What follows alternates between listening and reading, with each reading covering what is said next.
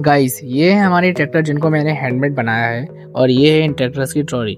लेकिन इसमें केवल मिट्टी ही लोड हो सकती है, ना कि अदर लोड। इसलिए आज हम एक नई ट्रॉली की डिलीवरी लेने जा रहे हैं। तो चलिए अपने स्वराज 855 को स्टार्ट करते हैं।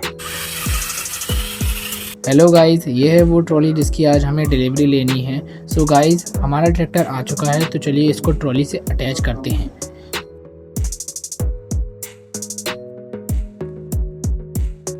तो अब हम इस ट्रॉली की मेकिंग वीडियो स्टार्ट करते हैं और प्लीज़ वीडियो को एंड तक ज़रूर देखना।